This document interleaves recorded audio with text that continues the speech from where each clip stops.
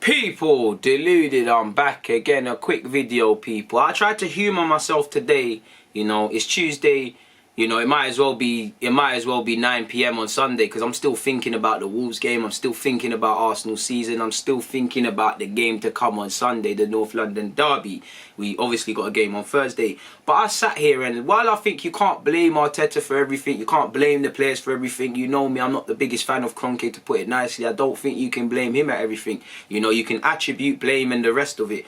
But, pardon me, specific to the manager, I was sat here and right now, I'm not going to lie, I do think Arteta deserves more time. He deserves a lot of sympathy, but at the same time, he needs to show me what you're doing to warrant time. Like I said in a previous vid, I'm not expecting to go into the kitchen and smell the wonderful meal that's been cooked by Arteta and whatnot already. But when I go into that kitchen, I want to see that the water is being boiled. So you're going to boil some food. I'm seeing that you're cutting up potatoes and carrots. I'm seeing that you're making a coleslaw. You know, I'm seeing the black pepper. I'm seeing the all-purpose seasoning on the chicken and that. I'm seeing you season the chicken. I'm seeing you use all different sorts of seasoning and whatnot. So I know a meal is coming. The ingredients, I can say, all right, cool, it's not there yet.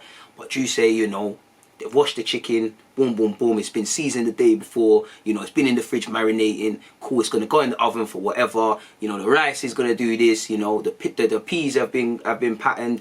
Cool, sooner or later we're going to get an A1 dish. I'm not really seeing that right now. I'm seeing bare different things. I'm seeing fish and chips. I'm seeing jerk chicken. I'm seeing Chinese. I'm seeing, you know, bangers and mash. I don't know what we're trying, the meal being the team. I don't know what we're trying to do. I saw last season, I saw it, and I thought it would have been, you know, this grit, this determination, this still, and literally marry what he played under with Arsene Wenger, the 1-2s and whatnot. I haven't seen that. Now, I sympathise with him. Clearly, if he plays 4 at the back, you know, we're going to be more open defensively on the transition, like you've seen. But that's for him to find the balance. For me, there's different forms. We need to improve defensively. I think we're overstated defensively. Yeah, we've improved and there's no cricket scores, but there's still lapses in concentration. You know, we're not keeping that many clean sheets. So we still need to improve in that regards and marry some of the goodness. But also, I'd say tactically, yeah, he went 4 at the back, and many people say, oh, he went 4 at the back, we was more open. Yeah, that's true. But you can't just change the formation and think it's all going to change. It's all about It's all about tactically what you're doing in midweek. That's why I always say I don't care if we play 5 or a 4. You can play 5 and play attacking football. You can play 4 and be extremely defensive. It's what you do. And we're not seeing freedom within a framework. As poor as I think these attacking players have been, no coincidence, none of them have thrived. So when I'm looking at what he's done good and bad, people, you know, I've tried to kind of put it together. And when I look at the good part, you know, as I've just said one bad one about, you know, I'm not really seeing tactically what we want to see. In fact, I'll start with the bad ones, really. I think our defence, while it has improved, is overstated how we've improved.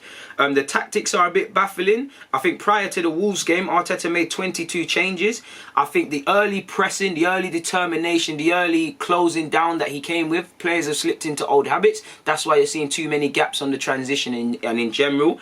Every manager has favourites, but I think there's too much favouritism right now. Man management seems a bit baffling to the fans. What's going on with Ozil? What's going on with Saliba? We don't get it, sort of thing. Like I said, and for me, you know, I'd say counteracting, because last year it looked like he was learning from things, good or bad, quickly. He's not learning from them now. And for me, I'd say I'm not really seeing your blueprint. I get he needs time and it's not his players and things like that. But like I said, with the mill, I need to see you moving more into that. He has been here 10 months. You know, you see managers walk into roles and you can immediately see what they want to do. Like I said, I just want to see what we need to do. He's been here for 10 months. That's enough time to at least see a small, tiny bit as to what you want. And we're seeing some, but we're not seeing enough. So like I said, there's that. The good things, I think there is there's plenty of examples for poor man management, but I also think there's examples of good ones. I don't rate Mustafi. I don't rate Luiz. He's convinced Saka and Aubameyang to sign new deals. Maitland-Niles to stay. You know, he has Bellerin playing okay at times, even though I think we should give up on Bellerin. You know, I don't rate Xhaka, but he pulled Xhaka back from the win.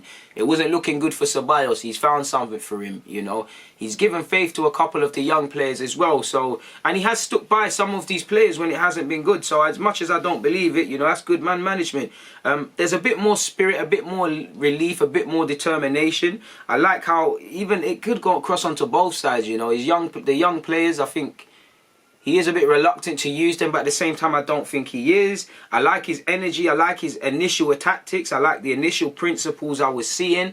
And I kind of like his mindset because, again, as much as I feel he's at fault and the players are at fault, I do feel sorry for him because sometimes it looks like he's giving man all the sometimes it looks like he hasn't, but sometimes it's looked like he's worked on something all week, giving them the tough, and then they've gone and thrown it away and just effed it up like they have done. You know, the best example, I'd say Chelsea, one of his first games, 15 minutes away from the end, they messed it up. And I do see a bit of that, really and truly. And I do think he's been dealt a shorthand with the transfers and stuff.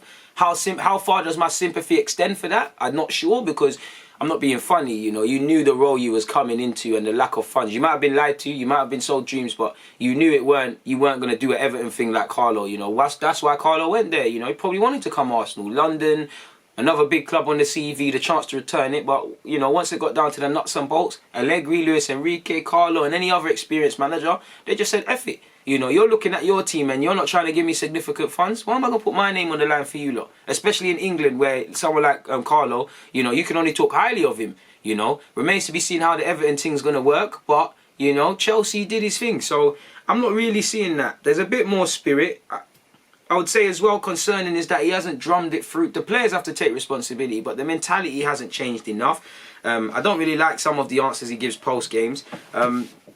So admittedly, it does look like there's more concerning than good, but I still retain faith in him. I don't think it's been a thing where, for me anyways, when it comes, you will know. I'm not going to just stick here and back a man for no reason, in the same way I wouldn't just sit here and bash a man for no reason. But at the same time, you know, it's concerning, very lots of concerns, but I've got more faith in him than the players. So I think Arteta can turn it around. It's just about learning from his mistakes and learning from his problems. If he does it now and this form continues, then obviously, you know me, I've got no allegiance to Arteta. You know, as a player, he weren't, you know, the biggest player to have ever played for Arsenal. He's not a legend. He's not a fan favourite, any of that. I like what he's bringing, but I support Arsenal. I don't support Arteta. I think too many people support players, support the manager. I'm not saying you can't back managers. I'm not saying you can't back players. I'm not saying you can't have your own opinion, but all of these should come across, the club should come first. What's best for the club? If you honestly believe Arteta going is best for the club, there's nothing wrong with that. Look how we're playing. You can't be mocked for that. If he turns it around, then yeah, you can look at it and say, oh cool, I was tweaking, we kept you. In the same way, if you back him, you can't be mocked for backing him. I've seen enough reasons to say, cool, let's get rid of a man. Cool, let's keep him. You know, if we got rid of him tomorrow, who's coming in? I'm not saying this to keep him, but who comes in? You're doing the same thing. And like I just said, the Carlos, these men are not coming. These men are not coming because they're not getting the peas. They're not asking for 300 million. But when they're trying to get a party, they don't want to be haggling all summer. When they're saying 50 million euros for Aura, they don't want to be messing about. So until we pattern up in that regards, nothing's going to change. But this is the good and concerning I have of Arteta. The good thing is these things can change. You know, since he's come here, he's shown me good moments. Mainly off of last season. Like he's still riding off last season's tax with me in my head. Based on the FA Cup and a couple big games and all those things. This year, not so much. The good thing is things can turn around very quickly. There's still 20 odd games in the Premier League. So we'll have to see.